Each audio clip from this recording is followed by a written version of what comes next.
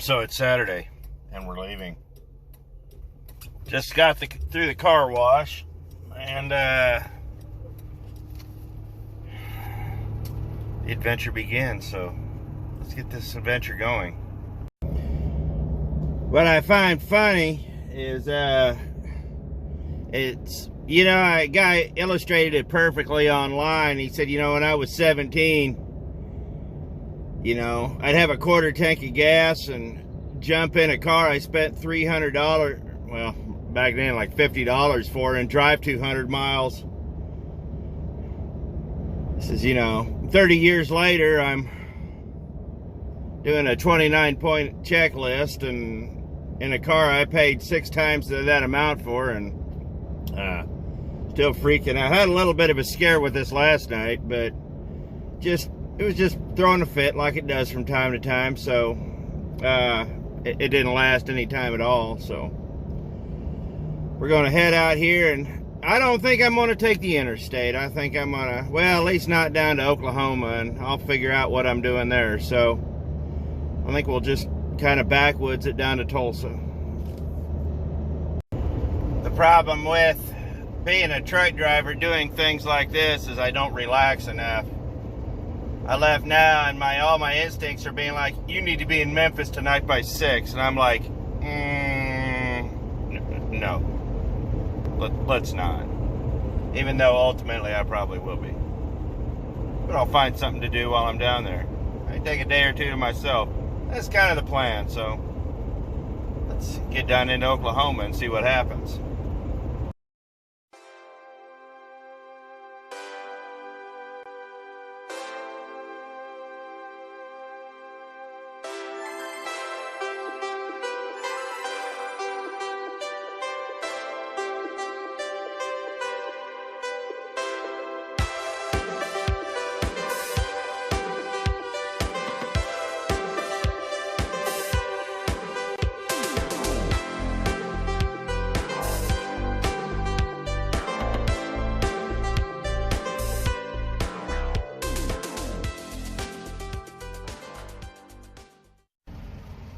So I'm at my first fuel stop. Got some Berrymans, and we'll see how much I use. It's $4.49 a gallon. She's moving pretty good. It's going to be about $35–40. So yeah.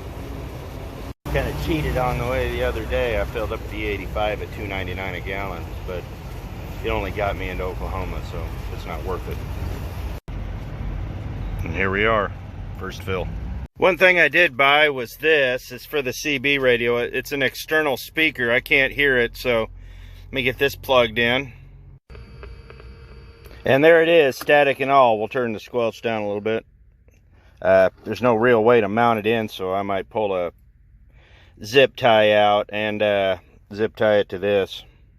A few minutes later, it's zip tied after a fashion. Wires are tucked, so it works. So this show back on the road. Let's head to Tulsa.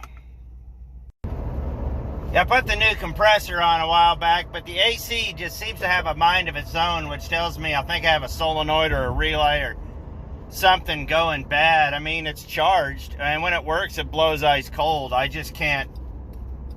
It just has a mind of its own. So I never did get that straightened out, which I'm probably going to end up regretting, but sometimes these things happen. So I followed the directions, putting the compressor in, and it says, you know, it'd take 8 or 10 cycles to really get it working good, just because, but it hasn't been working good. So aside from that, I guess we're back on the road. So it decided it didn't want to work. I played with it for a while, so I guess the windows are open.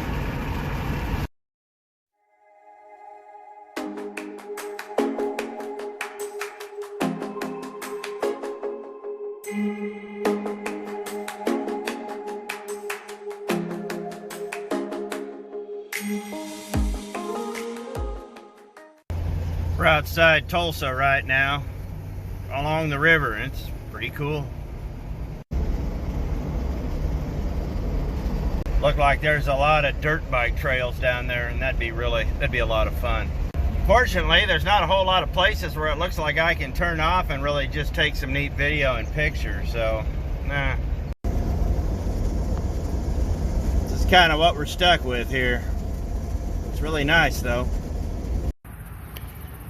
Found kind of a wide spot here. This is the Arkansas River. Can't see a whole lot of it. They dredge it out all the way up to here, and they do bring barges up from the Mississippi, so that's pretty cool. A lot of water down here. Not so much up north. There's a whole bunch of different reasons for that, and you can find them all online, so I'm not going to go through that. But we're in Tulsa, so let's see what there is to do around here.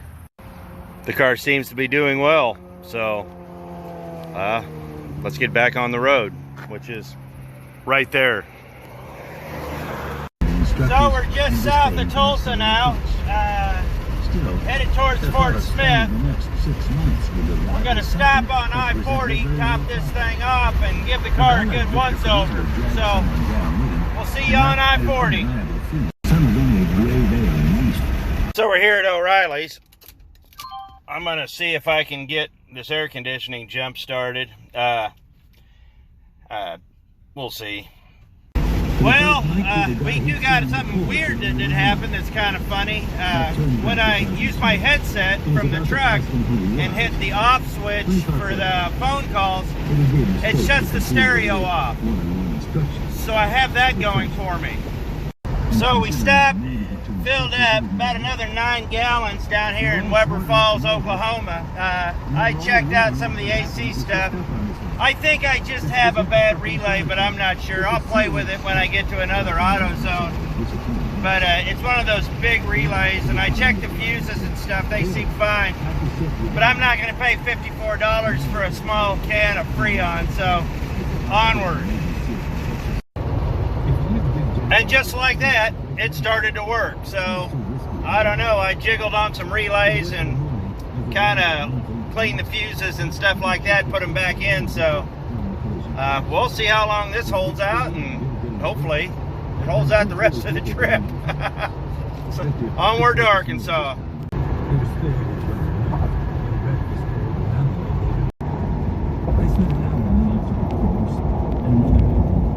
And just like that, it quit working, which tells me I think it's the relay, so I'll have to go find a new relay here soon.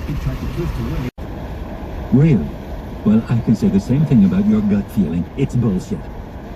What, do you think the PLO planted him in a DC suburb? Alright, so I'm in the third O'Reilly's. Let's, I finally got a relay, so let's see if this actually works. Inside is a shrink-wrapped file. And, if it works, I got AC, so hopefully. Well, that didn't fix it, so I guess we're off to something else now. I'll figure it out. It's probably something simple and stupid. But, either or, I'll either get it working or I won't, so I guess we'll have to figure that out. So I'm here in Russellville right now. There's a interstate right there, and the remnants of a Waffle House. Heading there shortly. Let me show you what I did today. On this fuse box, there's 2 fuses for the clutch. One's a fuse and one's a relay. That's the fuse and that's the relay. I replaced, the fuse was fine, I replaced the relay, and it still didn't work, so we're gonna fire up the car. And then we're going to see if it fires up. We get the AC to fire up, so we get that clutch to spin. So we'll put it on. Oops. Oh, yeah. So it goes now that I'm parked for the day. Well, it started to take off. So I'm wondering if it just may just be a little low. Oh, thought it was going to take off again. Let's wiggle this, see if that does anything. Nope. So it's not that. Started to take off. It may just be low on Freon. Well, it keeps trying to turn, but then it bogs the engine down. So I don't. Oh, there we go. It's spinning now. So we'll see what happens. This thing's been weird. When I bought the new compressor, they said that there would be a break-in period, but it should have already happened by now. So, yeah. And it's blowing ice cold in here, so oh, now it's having trouble. I can tell it just kicked out. So I'll get it figured out. Hopefully I can get this thing to work like it's supposed to, but it'll take some time. So so much for Russellville. I'll see you in the morning. I take it back. There's still time tonight for one more bad decision.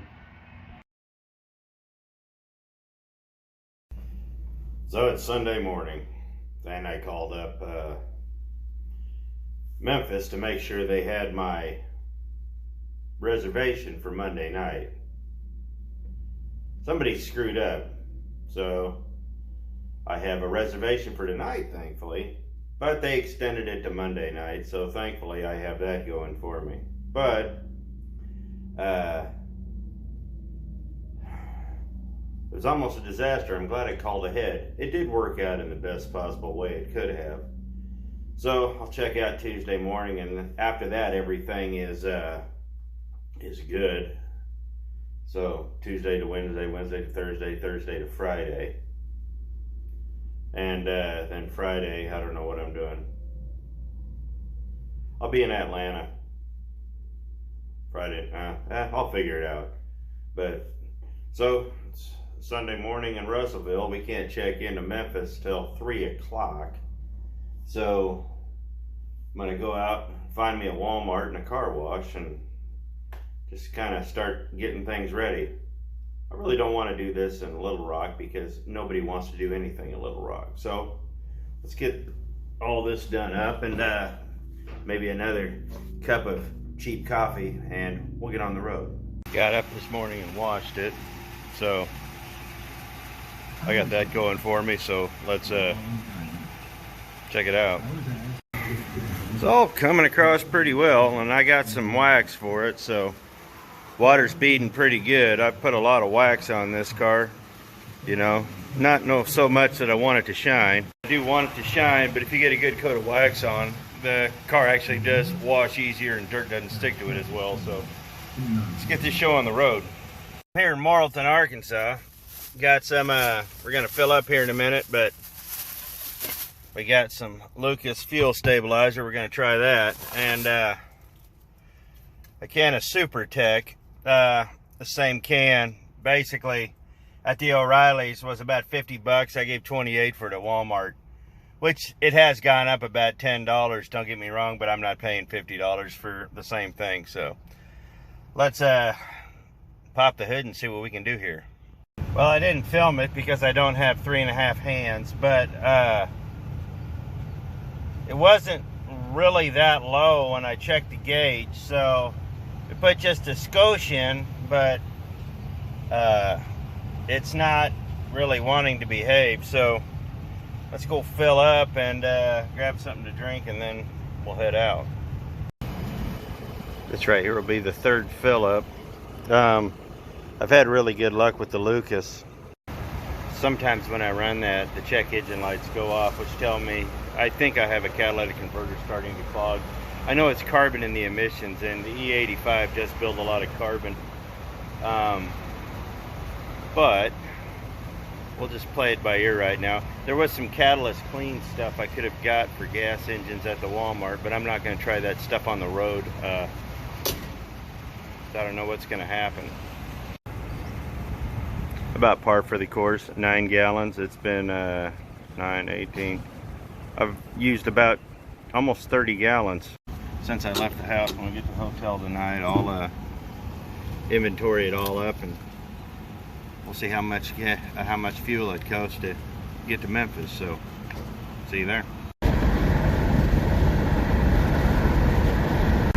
Little Rock. We don't stop in Little Rock. No. The interesting thing about Little Rock is once you get there, you're right at the end of the hills and you go into the flatlands. And it's pretty much just a flat run after that. It's really not hilly. All the hills seem to be west of Little Rock. Little Rock's kind of like the gateway to the Ozarks, if you will. So let's get through this. So I stopped and finally broke down and bought an OBD2 reader. Hooked up to the car here. Let's see what else there is wrong with it. So we have an insufficient gas recirculator, DTC severe repair. A lot of these are all stored codes. So let's see if we can go back and erase.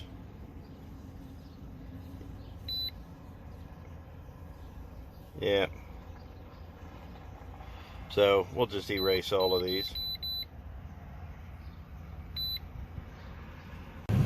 Now, part of why I went through and bought all this stuff is because sometimes these codes will affect the function of the air conditioner. And with all the codes cleared, the air conditioner is starting to work. So what I really need to do is go home and really just rebuild the evap system. But for the car, the catalyst system, it's pretty plugged up. And it's probably plugged up using cheap fuel and idling all those years it did. So let me show you the dash. So all the check engine lights and everything off it are gone now. Now, if this has happened before, I've cleared them. Sometimes they stay off for a day. Sometimes they stay off for an hour. So I'll have to figure it out. And this isn't wanting to work right. So it's probably something in the evap control or something like that. But we'll give it a try, and I'll hit the highway now. I truthfully don't enjoy spending any more money than I have to out here, but it is what it is, and that gave me a glimmer of hope. But I was reading in the repair manual that the PCM does control the clutch function and all that, but that's one of the last things to ever go out. They said the relay rarely goes out, but it does go out, so I'll have to check that eventually. But aside from that, let's get back on the interstate.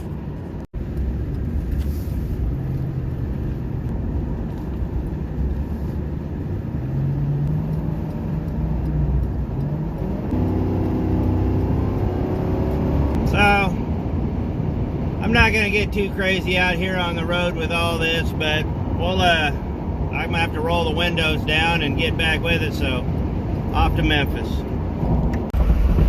Well, that was a nice 35 minutes. I'm really not that worried about it, so onward to Memphis.